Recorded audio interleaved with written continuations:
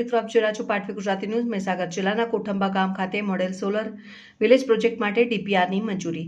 કોઠંબા ગામ ખાતે 51 રાજ્ય સરકાર હસ્તકની સંસ્થાઓ ખાતે કુલ 276 કેવી ક્ષમતાની સોલર રૂફટોપ સિસ્ટમ સ્થાપિત કરવામાં આવશે. મહીસાગર કલેક્ટર કચેરી ખાતે કલેક્ટર શ્રી અંબતિ સાગરના અધ્યક્ષસ્થાને ડીએલસીની મહત્વપૂર્ણ મીટિંગ યોજાઈને બેઠક દરમિયાન પીએમ સૂર્યઘર મફત વીજળી યોજના અંતર્ગત પસંદગી પામેલ મહીસાગર જિલ્લાના કોઠંબા ગામ ખાતે રિટેલ પ્રોજેક્ટ રિપોર્ટરને સત્તાવાર મંજૂરી આપવામાં આવી છે. અને ઉલ્લેખનીય છે કે મહીસાગર જિલ્લામાં તારીખ 1 એપ્રિલ 2025 થી 30મી સપ્ટેમ્બર 2025ના સમયગાળા દરમિયાન યોજાયેલ સ્પર્ધામાં સૌથી વધારે સોલર ક્ષમતા ધરાવતા ગામ તરીકે કોઠંબાની મોડલ સોલર વિલેજ તરીકે પસંદગી કરવામાં આવી.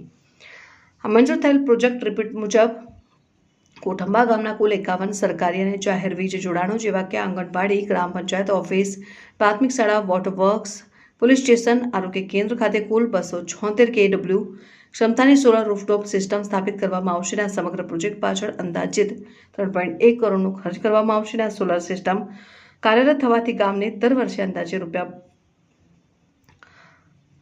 ₹33,223 લાખની સરકારી વીજ ખેંચમાં બચત થશે અને પર્યાવરણ ઉર્જાનો ઉપયોગ વધશે. અને આ બેઠકમાં એમજીવીસીએલના અધિકારીઓ સહિત ડિસ્ટ્રિક્ટ લેવલના કમિટીના સભ્યો ઉપસ્થિત રહ્યા હતા. પાટવી ગુજરાતી ન્યૂઝ, સીઓ રાજુ.